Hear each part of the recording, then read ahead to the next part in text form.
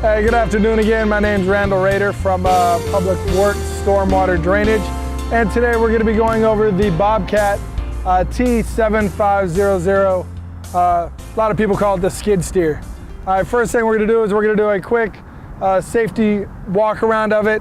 Basic things we need to check, the engine compartment, and then we'll move inside looking at the overall controls on the interior cab.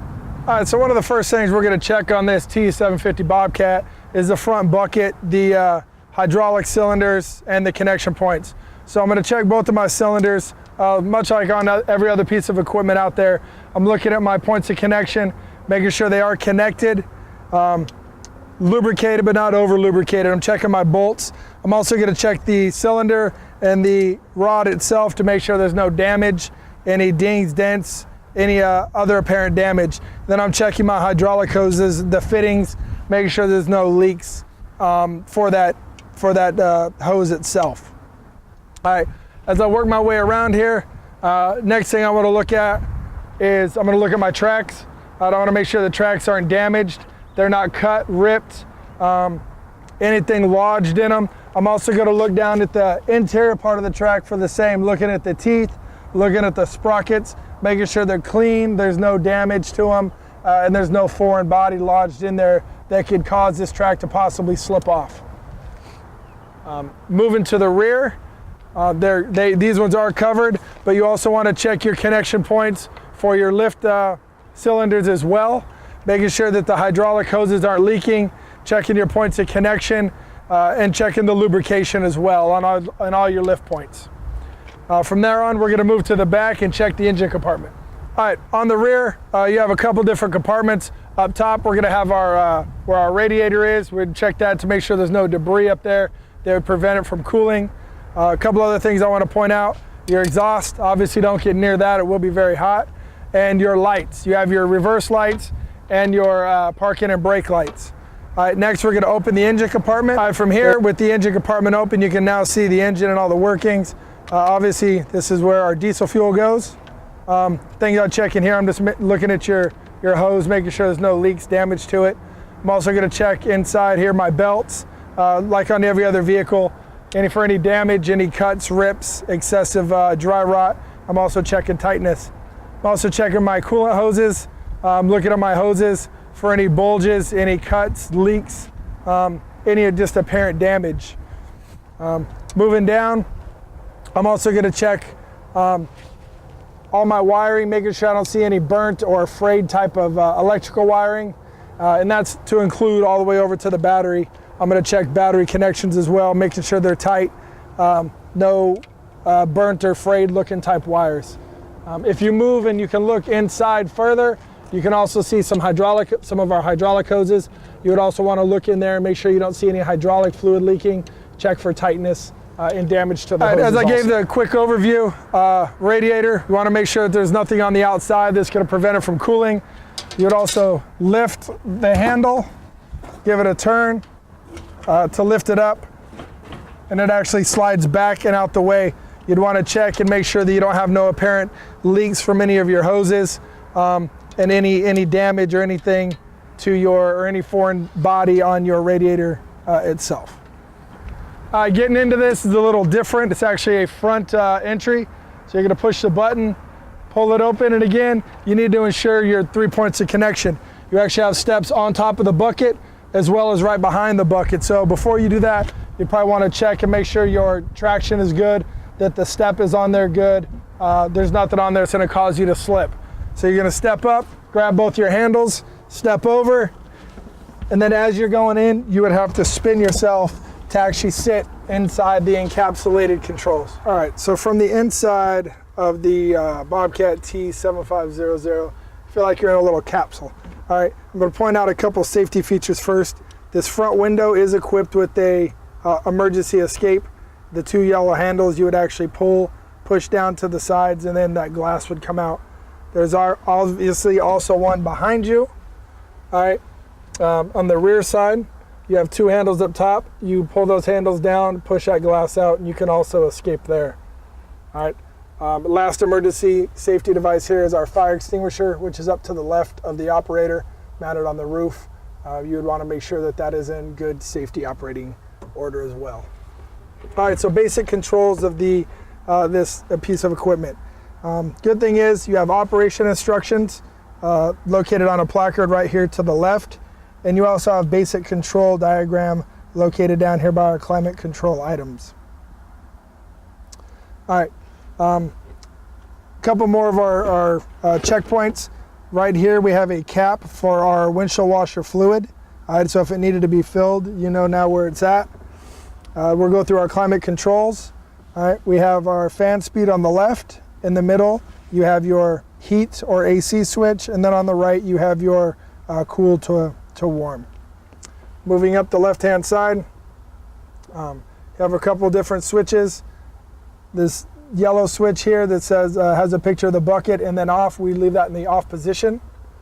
All right, a couple pretty important things to remember here. The red switch in front of you is your parking brake. Up is on, down would obviously be off. And then there's a couple safety locks on this. The first one you see here is your traction lock overdrive. That has to be engaged, and the control handle that goes around the operator also must be in the down position for this to operate. With the two of those and the front glass having to be fully closed, those are your safety devices for this vehicle. Moving up, you see one of your control panels. On the right side, you see your fuel gauge. On the left side, you see your engine temperature. You also have various controls for your auxiliary devices as well as your headlights. All right, moving to the right side, you have your digital control panel. The importance of this is this tells you everything about your piece of equipment when it's operating, but also this is how you start your vehicle. This piece of equipment does not have a key. To start it, you would actually hit run. The panel comes open. Says enter password. You would put in the password that has been given to you by a supervisor. After you enter your password, you're going to have various pause that appear. You would press enter, and then it's going to tell you if the password was successful. If it is, it's going to say press start. If it's not, it'll give you another indicator. So after that, you would press start, and it would be to start the engine. Moving down, you also have another switch that we typically do not mess with. This is the control to actually unhook and unlock the front bucket. There's a manual way to do it or the switch way, so that is what this is here, but do not mess with that for operations. Moving down, you also have moving down here, we also have our throttle. Up to the rabbit is obviously going to be the quick operation, least amount of power. Down to the turtle is going to be the slowest operation, but most amount of power. All right. On the right side, you also have a warning placard that's going to discuss some of the basics you need to do whenever you need to exit this vehicle. All right, now moving down to some of the basic controls. You have 2 foot pedals on the floorboard, one by your left foot, one by your right. The left pedal is going to control the lifting of the arm, while the right pedal controls the bucket tilt.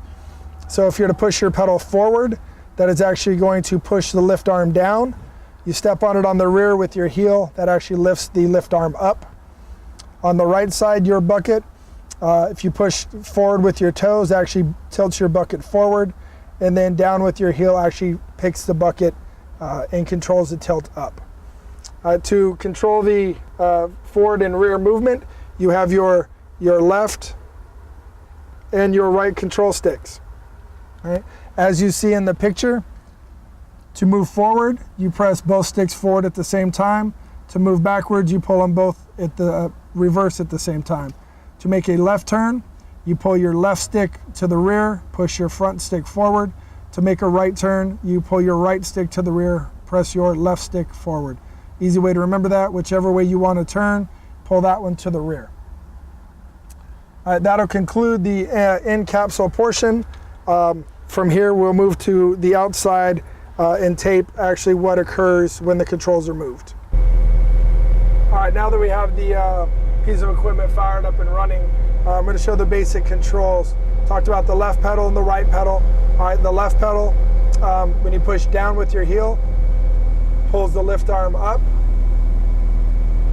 When you push forward, it obviously puts the lift arm down. Your right pedal is your bucket tilt. So when I push forward with my toes, it's going to tilt my bucket forward. When I pull backwards with my heel, it'll obviously control the tilt to the reverse. When it is up for movement, like I was talking about, if you pull both handles backwards, you will move backwards. Both handles forward puts you forward. Left handle rear, right handle forward will make you turn left. And then right to the right stick or handle rear, left stick forward, makes you turn towards the right. All right. Remember, anytime you're going to get out of this piece of equipment, your bucket must always be completely down, or else your door will not be able to operate.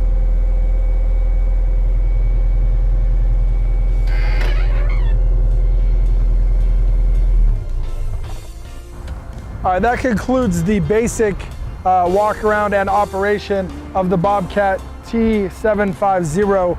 Obviously, for more in-depth operation, more training will be required.